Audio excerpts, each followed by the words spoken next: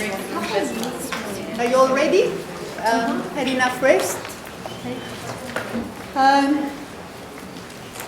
I've had a great couple of weeks studying again the classic texts, because I haven't taught the subject, the heroine in ancient Greek drama, for 5 years now, 5 years. So I needed to refresh my memory, and I have to say that it was a pleasure. So I'm glad I agreed, because I was going to say no, because it would have meant a lot of work, but no.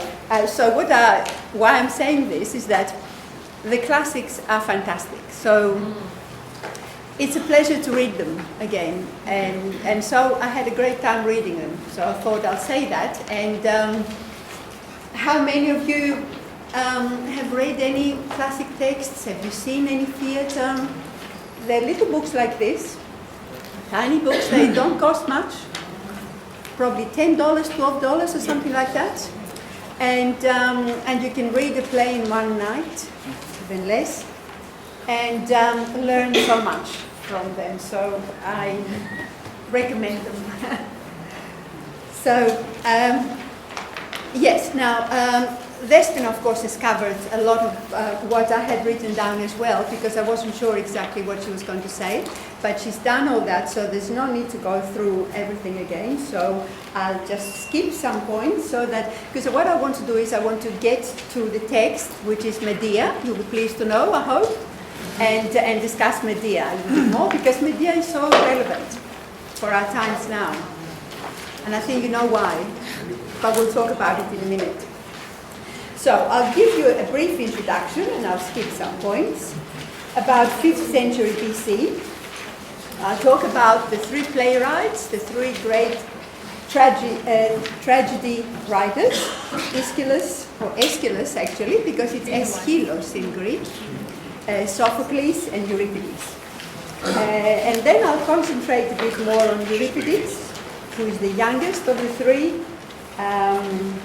His play Medea is very well known, I think, so it'll be a good one to do tonight. And the other thing to keep in mind while we're talking now is the relevance of these texts, these stories, to our times. You know, how relevant is Medea in our times? The origins of Greek tragedy, Despina spoke, but I'll just say just a few words. Theatre, which was known as Attic theatre, from the word Attiki, the area around Athens, developed and flourished during the 5th century. A man named Thespis, and from whom we have the term thespian, meaning actor in English, was the founder of Attic tragedy. Tragedy originated from the songs and dances in honor of the god Dionysus. Tragedy evolved from choral poems and was written in verse to begin with. The choral parts were lyrical and were accompanied by music, by a lyre and a double flute. Actors were men only, in case you didn't know that, and wore masks on their faces. All theatre in the 5th century was performed for the worship of Dionysus, and festivals were held annually in his honor. These festivals, interesting to point out, were held under the direction of the state. So they were not private or commercial enterprises, but they had sponsors, chorigus, who were asked to contribute towards the expenses of staging a play, and they were given tax-free kind of what they call incentives. So they didn't pay tax for that day, they paid for a play. They were considered serious art tragedies to purify the audiences. Now, before we go any further, we'll just make a little distinction, just in case anybody's in doubt. Tragedy with a capital T and a tragic event. For instance, someone crosses the road and gets killed by a bus. That's a very tragic event. That person is dead. The family will grieve forever. But it's not tragedy with capital T that we're talking about here. So tragedy with a capital T occurs not because someone had an accident, but because of someone's willful actions. So, for instance, Medea, that we're going to be looking at, chooses to kill her to kill her children in order to punish her husband for his infidelity and rejection of her. Antigone, another heroine, chooses to die to defend her right to bury her dead brother.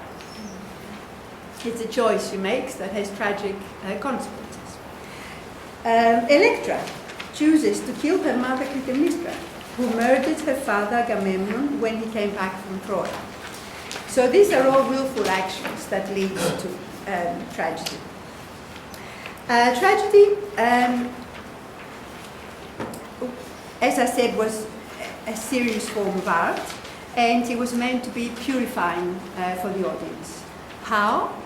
Well, Aristotle, in his work Poetics, which was a kind of early literary criticism work, uses the word catharsis, meaning that the spectators were purified, cleansed, in a metaphorical sense, of course.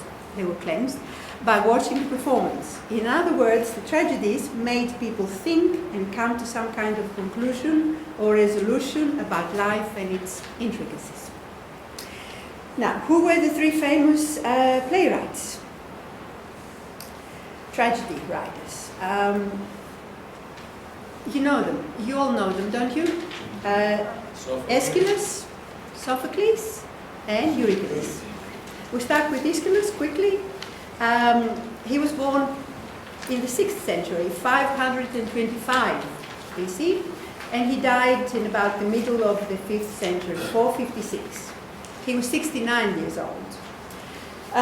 Aeschylus developed tragedy from a choral form and made it and turned it into a dramatic form. He's responsible for giving Greek tragedy its basic form, which tragedy would then have throughout the 5th century. Aeschylus also introduced dialogue between the protagonist and other characters. So we owe him the dialogue in drama, which is great, as you know, a dialogue, like we'll see between Jason and Medea. It's fantastic. His most famous play, Orestia. Any of you know the play Orestia? It's a trilogy, 3 plays in one. Again, a small book like this, and it's certainly worth reading. That was produced in 458. That was 2 years before he died, and it won the first prize. Aeschylus wrote 70 tragedies, but only 7 survived, but still enough for some to consider him the greatest dramatist. Although some say that Shakespeare was the greatest, but there are people who also say that Aeschylus was the greatest. Sophocles is the next one. He lived through most of the 5th century, from 495 to 405 when he died. He was 90 years of age.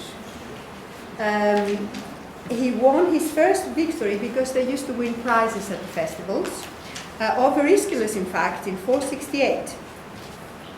He wrote more plays. He wrote 120 plays, but only 7 survived as well.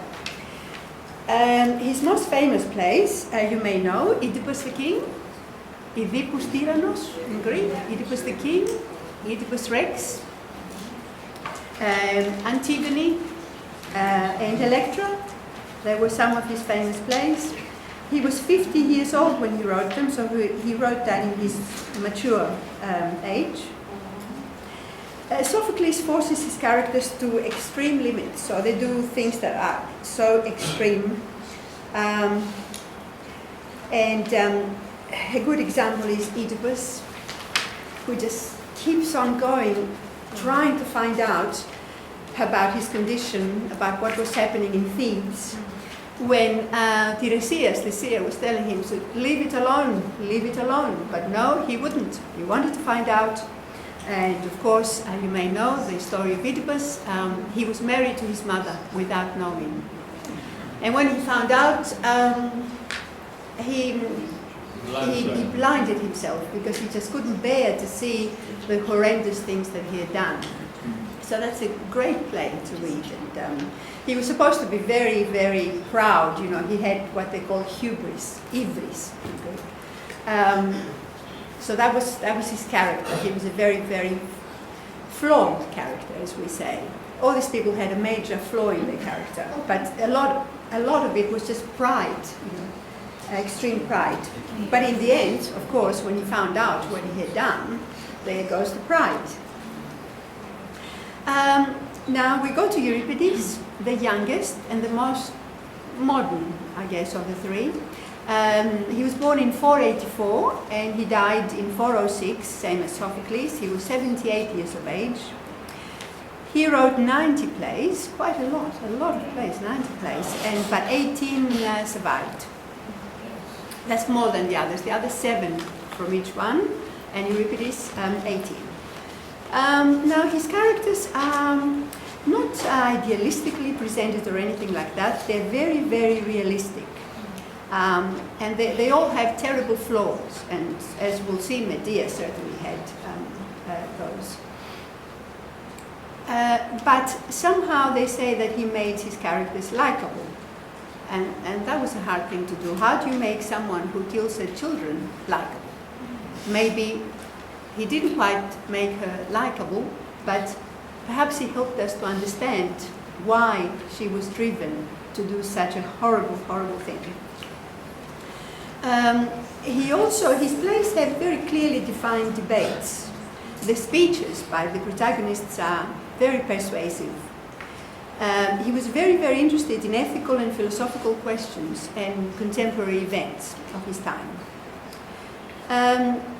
One thing that he did that the others didn't do, he put strong women as main characters and also included slaves in his plays, smart slaves who could talk and express an opinion.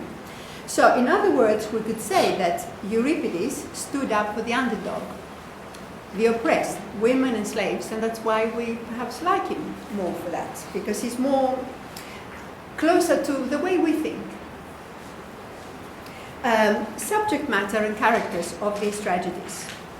Where do they take their themes? From myths and legends, as Despina told us before. They took from themes from the war in Troy. The characters were gods and famous kings and royal houses. Aeschylus, in his play Orestia, used the royal house of Argos, the house of Adiz, Agamemnon, Clytemnestra, and their children Orestes and Electra. Agamemnon, you know who he was. He was the leader of the Greek expedition against Troy. Homer told his story, as we've heard. In the Orestia, Clytemnestra kills Agamemnon when he comes home from the war. Because he had killed their daughter, he sacrificed their daughter when he went to Troy. And also because he brought back another woman to have in the palace and share his bed with Clytemnestra, or push her aside and just have Cassandra. So they say there were 2 reasons why she killed him. But then Electra and Orestes turn around and kill her, the mother. Also in the Orestia you have gods as characters. You have the gods Apollo and Athena, who are major characters. Sophocles uses the royal house of Thebes, Oedipus and his family, and I just said before what happens with Oedipus. It's a very good play to read. And Euripides, who used, as I said, a lot of female characters as well, but also from royal houses. They didn't use ordinary people as much as kings and queens. I guess they say because, when they fall, much from up high. The fall is greater, isn't it? And in Medea, the royal house is in Corinthus. Where is this thing so I can show you? I mean, everybody knows where Corinthus is. Yeah? The royal house of Corinthus.